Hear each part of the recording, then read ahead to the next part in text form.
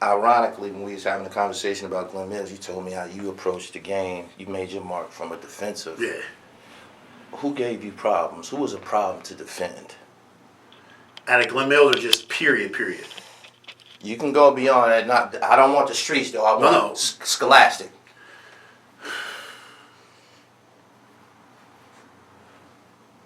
It would probably be at a rip. Well, I would say the hardest guard I had was Arthur Davis, by far. Yeah. Then Jordache, because Jordache added a different element with his speed and quickness. But Yaya was 6'4", rangy, long arms, do anything with the ball, hit any shot, mid range to the three. Y'all was. So y'all playing in rec and y'all playing in practice and shit. Yeah, we rec like that's. I mean, shit, we get it. Like I never wanted to play on the starting five. In practice. Yeah. I wanted to play against them, you know what I mean? Just because, I can make a layup, I can make my open shots, so I got to defend these cats to stay on the court, though, and to keep that shit a beam. No doubt. Yeah. If you're tuning into me, you're watching Gully TV Sports. This is an incredible sports feature that I'm going to really, really enjoy, and I know y'all will enjoy it, too. This is Roosevelt Benjamin. This is one of the greatest athletes that I competed in sports against. And with. I never played against you. That I competed in sports with. We wrestled together, played football together, and we often play on basketball teams together. We never played in a tournament, we never played on a team, but we ran together in the hood, played balls. So this is his story. It means a lot because he made a huge mark in Pennsylvania and beyond as a two-sport athlete. I want to talk about, what's the name of the conference? The Del Val. The Del Val Conference, where you was a student at Glen Mills. Tell me about this, the history of the Glen Mills basketball team. It goes back, you know what I mean? Some of the people, like when you coming from small town Erie, you're hearing, playing back east, you hear Turco Mods, Rasheed Bey, you hear all those Jason Lawson, Rasheed Wallace, you hear all those big names. But once you get there at Glen Mills, and you decide that you want to play basketball, those are your competitors. Right. Those are the people you look up to. Those are the people you're going to be playing against. Those are people you're going to see every day. So So getting on the squad, was it an open tryout? Yeah, it was an open tryout. But I mean, they basically, Glen Mills was the type, when I went to Glen Mills, I got interviewed for Glen Mills. All right. Between I forgot the one we got up here. George Jr. Okay. It was George Jr. and Glen Mills, and it was a money thing for both of them. Which one was going to pay our county more to keep them and see if they get a kickback? Right. Glen Mills easily won it. I had a nice, sports background. I want you to make sure that you interject that when the interview process, when they come up to Edmondale, they're familiar with your academic and your sports background and shit like that. And that's probably why they chose to come and interview you. Right. Okay. Arriving at Glen Mills, so the basketball program, it's open gym, or has you already made your name by the time you got there? Yeah, I basically made my name. I got there at the end of Torrin, McLaurin, and all those guys that was older than me. I got there toward the end of their season. I'm like, this is wild. We on bus trips, thousands and thousands and thousands of people of Glen Mills going to these games. I'm like, shit, this is it. You know what I mean? Right. So just going back to the interviewing process, we talked about. You had to be great in sports to get there, no matter what. All over the country, all over the world, all over the U.S. So primarily, the delinquents that end up at Glen Mills, they might have had a sports background prior to going there. It's almost a guarantee. We got all the top 5-star athletes in football and basketball, cross country, weightlifting, whatever it is. 5-star athletes that got in trouble as a juvenile, Glen Mills picked them up. All right, boom, you on the squad. Tell me about the butterflies. Because niggas don't be wanting to say it, man. Like playing in them big arenas, and tell me about the butterflies. I mean, it gives you the shits. I keep it a bean. Like you got chills going up. I got chills just talking about how nervous I was competing on that stage. Right. And it got a little easier, but it always was hard trying to make the team. The night before I had to try to make this team, I had great accolades going in there. But, these cats is good. I've seen these cats playing in the gym. Right. And you really don't know who you're playing against because you don't know who's going to be there next year and who ain't going to be there. Right. But a lot of them was gonna stay. But these cats all went Division I. Right. You know what I mean? So you putting yourself competing against these guys in Division I. So it was hard. So tell me about the Del Valley. Is this the Philadelphia Pub League? No, it is. Okay, one thing about it, they wouldn't let us compete. Philadelphia Pub League wouldn't let us compete because they got Pub League and they got Catholic. Del Val was the surrounding area of the Pub League. They let us in. Philadelphia Pub League is not a part of PIAA. A lot of people know that. They don't compete. Or the Catholic schools. They still don't. They still don't. So that's why we're in PIAA. Right. You know what I mean? We couldn't win a state championship playing against the Pub and the Catholic League. But Imhotep beat Strong Vincent at States, bro. Right. They do it now. But Imhotep is not a part of Philadelphia. Oh. They just play games in that league. Got it. Because football, I hate to say it, I fuck with a lot of cats in Philly. Football ain't what it is like it is up north. Right. Philadelphia, inner city against the Catholic leagues, that's cool. But they won't be able to compete against like a prep. You know what I mean? They won't. They don't compete at the highest level. So they're not in football. In football. Okay. Like in basketball, they will. But Imhotep is like IMG out of Florida, okay. A powerhouse in sports. Yeah, so that's why. All right. So who was all in the Del Valley with all schools? It was Pencrest, it was Chichester, it was Westchester, Chester, Glen Mills. I think Hattsboro, Horsham, Academy Park. Right. Those were the schools that was in the Del Val. So how does Glen Mills end up playing Strawberry Mansion or Albany or something like that? That's just our yeah, those are pub schools. Those are the schools that we set up. Like they'll play us. Oh, when you make your schedule. Yeah, when we make our schedule, make sure we got all our Del Val. You know what I mean. And then our coach, like we wasn't shamed. He want to play the dogs. So when y'all play them, y'all playing them as an independent. Yeah, independent. Yep. All right, exactly. boom. Yep. Tell me about playing against these schools that have these reputations. At first, it was kind of scary. But playing in practice with the team that we set on the court, like you can't be intimidated because you're playing against the best of the best right there in practice. You know what I mean? But we played against some of the big names all over the country, all through the state. So it was. I mean, after you got there, like that shit, it really wasn't that no more. Were y'all invited to some of the national tournaments? We were invited to everywhere. We were even invited to the Contra Hawkins Summer League, where we seen like big matchups like Jason Lawson, Shee Wallace in the post banging for hours. Like that was epic. You know what I mean? So we played in all of that stuff. Right. Who's the most high-profile team that y'all played against while you was at the Mills? We played against Lower Marion with Kobe. That's right after. That was right after the year that I came. Our team dominated them. Dominated Kobe. It might have been Kobe's freshman year. That was Moan and them. That was Moan, Torin, and Bay and all of them. Right. They dominated Kobe. And then the next year we played against them. I think they beat us by like 12. But that was my matchup. He had the shit up by then.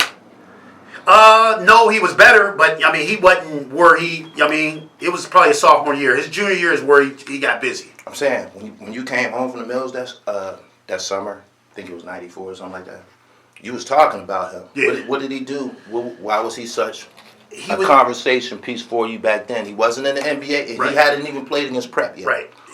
At that point, he was, about 6'6", but he did everything with the ball. He controlled the courts.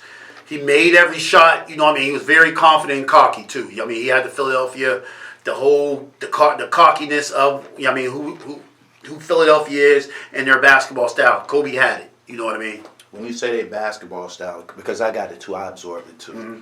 Tell them about, you said the Philly cocky basketball style. And is it effective? It was effective. It's very effective. It's very effective. They're very confident. They're very cocky. They're going to get to the hole. They're going to get to their spots on the floor. They're going to defend you with their mouth. They're going to defend you with their hands, and they play physical. You know what I mean? That's their style. Just up and down, physical. Ain't going to stop, very energetic. You know what I mean? And they can play. I can give them everything. Who would you say was your nemesis back then? Chester. Chester? Yeah, Chester was definitely, that was like, thousands of fans at the game. It was, we played on about... Who was on the squad? Jameer Nelson. Okay. Jameer Nelson played at Chester, then he went to St. Joe's, right. And then he ended up playing Orlando. Tell me what it was like playing against Chester. Do y'all play at Chester or they came to the middle? No, they both ways. I mean, we split there. We split, I think we played 4 times, 2 and 2, and then we played 2 more times in the playoffs. Right. But, I mean, it was a war. Jameer was a dog. Like, I was the one who picked up their best player, you know what I mean, full court. So you think I have full court? Yeah, I know I got 6'8", 6'11" behind me, so if he get to the hole, like, I got somebody who's going to punish him. You know what I mean? So you were sticking him full court? Full court. What it was like, bro? It was hard. Like, if I could have got an IV after the game, I needed one. Right. What did he score? Keep it real. It ain't no L. This basketball. He was about 18 to 20 plus a game. Easy. Yeah. You know what I mean? Because you're running off screens. He's controlling the ball every So he wasn't just running the point. He's playing off the ball a lot? Oh, yeah. Yeah, he did everything. Jameer was really a dog. Yeah. Jameer was really a dog. Like, before there was a Kobe, there was Rip. Rip was the #1 player coming out before Kobe even got known. Rip Hamilton, right. Coachville, we played against him. So it was really Rip and then Jameer and then Kobe. And then Kobe got a little older in his years. Then it was him. So. Right. So when y'all played Chester, on the scout report, it's Jameer. Just shut down Jameer. No boxing one? No, we didn't believe in boxing ones. We didn't believe in zone defense. Right. We didn't. D up. Like, we got all the athletes. We got every athlete. I mean, our bench went 13 deep. Could be starting on anywhere. You know what I mean? So it's when Coach Mellinger seen your tongue hanging out, time to sub out. Tell me about the starting 5 that you played on. Starting 5, probably Jordash Allen, probably one of the best. He one of them Flintstone boys. He probably one of the best point guards I ever played with or seen. Yaya Ark Davis, he was a 2. No, you get 2 to 3, whatever. We slashed me and him. He was the most athletic kid I seen. Get his shot from anywhere. 6'3", 6'4", do everything with the ball, find the shot. Right. I played the 2 or the 3 slash. The 4 was who was the 4? Oh, John Bagley. I think John Bagley up out of Delaware. And then number 5 was our big man Booker. He went to Wisconsin. Right. So I remember him. Yeah, light skinned boy. I think he might have been from the DC area, the DMV area. Yeah, Booker was good too. Why didn't y'all schedule George? Did y'all schedule George Jr.? George Jr. Is that illegal? No, it's not illegal. No, not at all. Not at all. Our schedule, we had harder teams to play back east. What you mean harder teams to play? George Jr. was like that back then. George Jr. couldn't touch us though. They wasn't. You know what I mean? They wasn't. They had Dan Fortson and all the guys. Would you say this prior to going to Glen Mills? Because we come up in this group. Remember Steve Cooper and all of that. Yeah. Would you say that prior to going to Glen Mills, or after being exposed to playing in that conference? Nope, I wouldn't say that. I would say George Jr. If you want to compare yourself, get yourself ready for the PIAA. If you're coming from Western Pennsylvania, yeah, go play George Jr. Now you can see where you at. You can measure yourself with the talent. But Glen Mills, we had other business. Like, we'd rather go play somebody out the state. You know what I mean? And really see what we match up against, because we're going to play against Jameer Nelson and Rip Hamilton and Kobe. You know what I mean? Those are the names. Wasn't nobody back west. Those names, wasn't no names ringing back west. Not like that. Yeah, so we didn't even bother to come back west. So tell me about y'all history with Chester while you was at Glen Mills. Chester was dog fights. I think we split 2 and 2. Then we split 3 and 3. So just to jump ahead, in the first round of the districts, we played Chester. So we played Chester, smacked them at home by 25. Y'all smacked them at the Mills? We smacked them at the Mills. Prior to that, what happened with that? You said it was 3 apiece. Everybody was winning their home games? Yeah. Anybody went on road? It's hard to go in Glen Mills and beat us. Like, you got people screaming down your throats. I'm saying, what about Chester?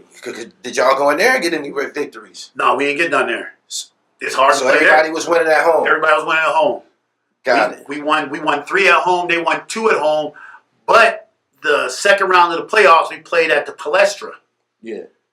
That's University of Pennsylvania, big arena. Right. We played winner go on, to the Eastern Finals. Right. And then, you know what I mean, that's how we lost them by 25. I knew about the Chester boys from being locked up. Did you know about them before you went over there? No. Not before.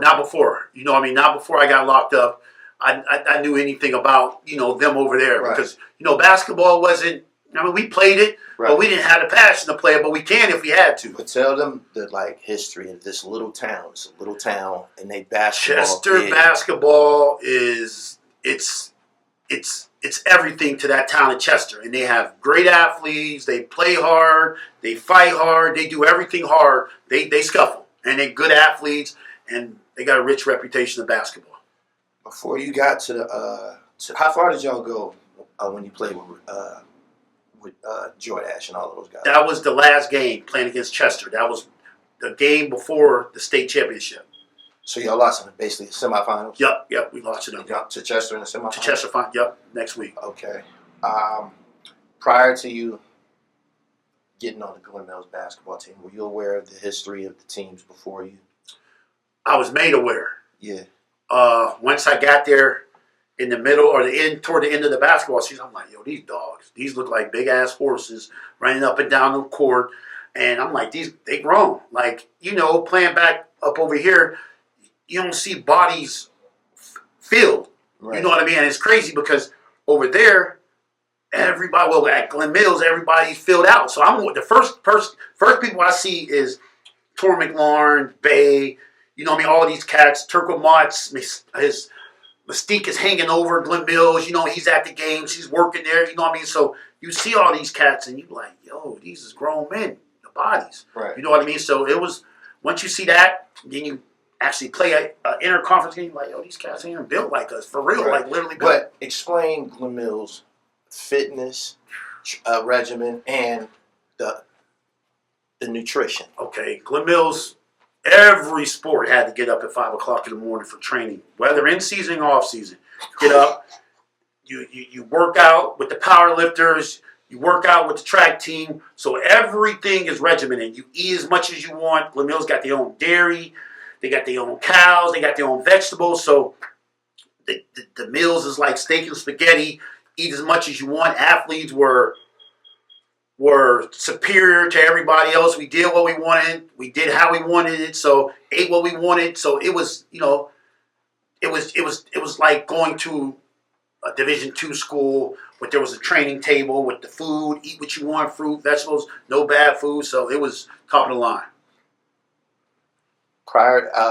Now, you were a two-sport athlete at Glen Mills. Right. I just want to talk about football briefly, then we're going to go back to basketball. Share with them the history of Glen Mills football, the Battling Bulls football team. Now, I knew coming from Western Pennsylvania about Glen Mills before I got in trouble and went there. So I just thought, like, yo, I'd never make that team.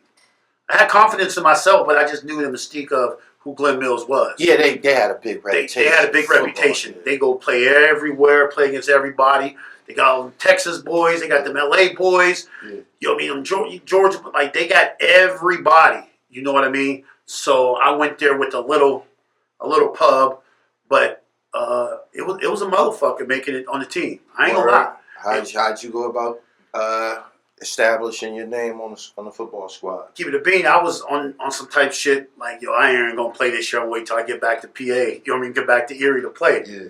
One of the big homies was up there, Mike Wayne, and Mike, telling the coach like, yo, I got this, my little nephew playing. He's a big dog. Like he gonna be all right. He ain't a bad kid. Just got in a little bit of trouble, and he was like, well, I ain't seen him on the field. I wasn't going.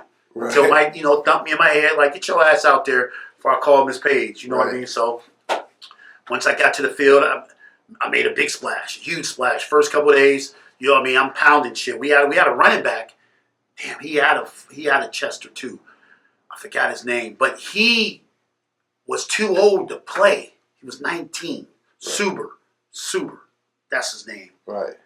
But he was too old to play, but he was like one of the toughest running backs in the whole city or the whole state. Right. But he was too old to play. So we practiced. Glen Mills did him a favor long, just him practicing against us, making film. Oh my God, he was a dog.